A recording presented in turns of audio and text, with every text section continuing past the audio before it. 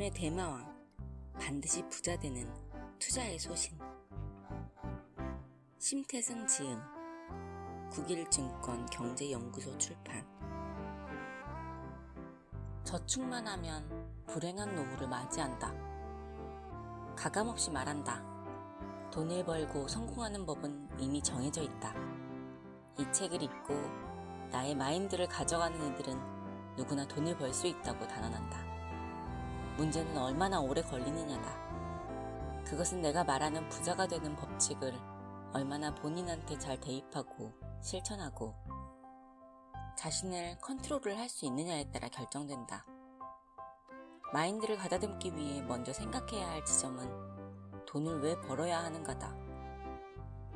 돈은 많으면 많을수록 좋기 때문이다와 같은 무성의한 대답은 도움이 되지 않는다. 이보다 더 절실한 목적이 있어야 한다. 돈의 눈은 자신을 더 절실히 원하는 사람에게 가 있기 때문이다. 돈을 벌어야 할 절실한 이유. 돈은 얼마만큼 벌어야 할까? 우리는 이 부분에서 뚜렷한 기준을 확보해야 한다. 평균 수명을 대략 90세로 가정하고 얘기해보자. 대한민국에서 태어나 30세까지 쓰는 비용이 평균 약 5억 원이다. 그리고 30세가 넘어가야 본격적인 경제활동을 시작한다. 그러나 평균 은퇴 나이가 60세가 채 되지 않는다. 60세에 은퇴해서 90세까지를 노후라고 얘기한다. 은퇴 후 60세에서 90세까지는 대략 7억 원이 필요하다. 경제활동을 할 수 있는 나이는 30세부터 60세까지로 비경제활동 시기가 경제활동 시기보다 2배나 더 많다. 경제활동 시기 30년 중에 12억 원을 마련해야 자녀들을 교육시키고 노후에 윤택한 생활을 할 수 있다는 얘기다. 넉넉하게 잡은 비용이 아니라 거의 최소 비용이다. 1년에 1,000만 원씩 30년간 모으면 3억이 되고 2,000만 원씩 모으면 6억 원이며 3,000만 원씩 모으면 9억 원이 된다. 그렇다면 우리는 경제활동을 하는 30년 동안 연평균 4,000만 원씩을 모아야 한다는 말이 된다. 공교롭게도 대한민국 근로소득자 평균 연봉이 약 4,000만 원이긴 하다. 우리가 경제활동 시기 30년간 평균적으로 12억 원을 번다는 얘기가 된다. 하지만 12억 원을 번다는 것이지 모은다는 얘기는 아니다. 연봉 4,000만 원을 받아서 그 와중에 얼마나 모으겠는가.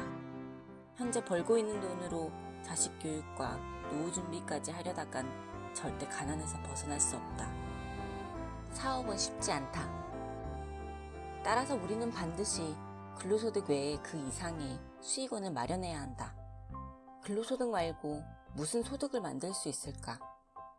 이에 사람들은 사업해라, 월급쟁이로는 돈을 벌 수가 없다는 조언을 한다.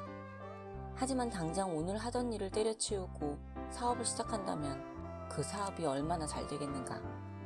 IT 회사에서 월급쟁이로 다니던 사람이 직장을 그만두고 김밥집을 차리고 마케팅 회장 부장으로 있던 사람이 퇴직금으로 치킨집을 차리는 것이 현실이다.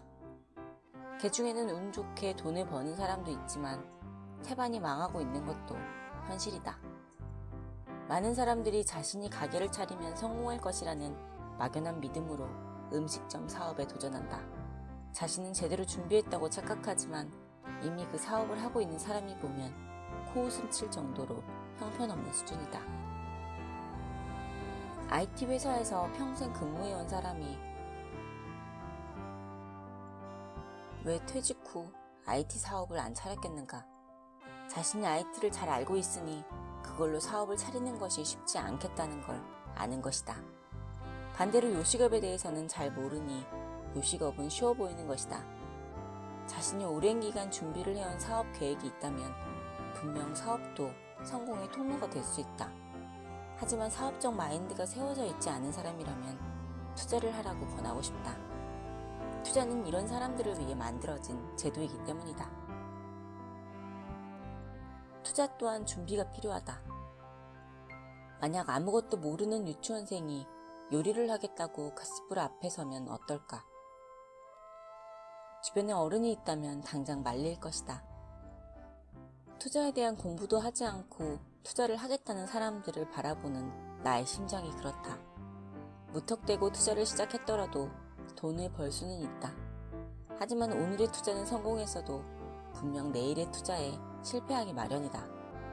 오늘 했던 투자가 성공한 이유는 오로지 운이 좋았기 때문이다. 투자 또한 사업과 마찬가지다. 제대로 된 투자를 하기 위해서는 시간과 노력이 들어간다. 오랜 기간 참을성 있게 준비할수록 최종적으로 성공할 확률이 올라간다. 성격이 급하면 뭘 해도 안 된다. 급한 성격이 고쳐질 때까지 패배를 맛보고 싶다면 바로 투자에 도전하는 것도 나쁘지 않다. 어떻게든 되겠지라는 생각 때문에 우리나라의 노인 빈곤율이 OECD 1위가 된 것이다. 애석하게도 길거리에서 빈곤한 노인분들을 정말 많이 만날 수 있다. 그리고 그건 결코 남의 얘기가 아니다. 이건 곧 다가올 우리의 이야기다. 때문에 우리는 반드시 투자를 해야 한다. 1만 년의 역사를 지닌 투자처. 과거에는 예금도 대표적인 투자의 수단이었다. 그러나 은행 금리가 낮아지면서 예금은 현금을 보관해 놓는 저금통 정도가 되었다. 주식은 어떤가? 코스피 전체 평균을 보면 많이 올랐다. 하지만 일부 종목이 전체 수익률을 가져갔고 수익률이 저조한 주식이 많았다.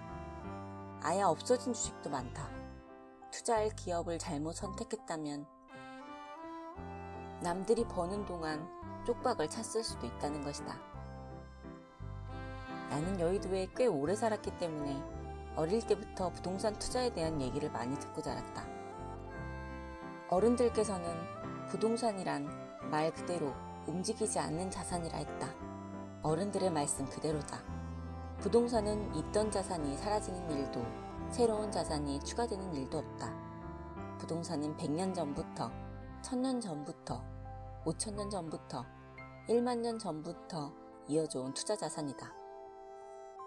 때문에 우리 선조들은 그것을 서로 차지하려고 전쟁도 불사했다. 과거에 대영 제국이니 러시아 제국이니 에스파냐 제국이니 하는 국가들이 영토 전쟁을 한 것. 바꿔 말해 부동산 투자에 목숨을 건 것은 당연한 일이었던 것이다. 부동산을 차지하기 위해서 그렇게들 싸우고 죽고 했는데 지금 시대라고 뭐가 다를까? 총과 칼만 들지 않았지 부동산을 차지하기 위해 전쟁을 벌이는 것은 오늘날도 마찬가지다. 2020년 초 코로나 팬데믹이 시작됐을 때 주식 투자자 중에는 수억 원에서 수십억 원까지 손실을 본 사람도 있었다. 이후 팬데믹 회복 단계에서 주식 가격이 크게 상승했다가 다시 하락이 찾아왔다. 2005년에는 삼보컴퓨터 주식이 어마어마한 상한가를 치다가 갑자기 상장 폐지되어 어마어마한 손실을 본 사람들이 속출했다. 이처럼 주식은 오르기도 하지만 내리기도 한다. 한번 내려가는 종목은 한없이 내려간다. 아예 없어질 수도 있다. 그렇지만 부동산은 없어지지 않는다. 다시 말해 부동산은 자연적으로 만들어진 최고의 재테크, 최고의 투자처라는 얘기가 된다. 심지어 개, 사자, 호랑이 이런 동물들도 영역 다툼을 한다. 그들이 부동산이 없으면 살 수 없듯 인류도 부동산 없이 살 수 없다. 지구 전체의 부동산을 놓고 봤을 때 부동산 투자자들은 야생동물들과도 시장을 놓고 다퉈야 하는 셈이다. 그 정도로 경쟁이 치열하니 그 가치도 더 높을 수밖에 없다. 우리가 놀고 먹고 일하는 모든 곳이 부동산이다. 이런 이유로 불경기 때 예금이나 주식은 빼도 부동산은 팔지 않는 것이다. 주식으로 돈을 번 소수의 사람들도 결국은 집을 사고 빌딩을 사지 않는가. 그런 점에서 부동산 투자는 가장 빠른 부자의 길이며 부동산은 부의 궁극적인 형태 그 자체다.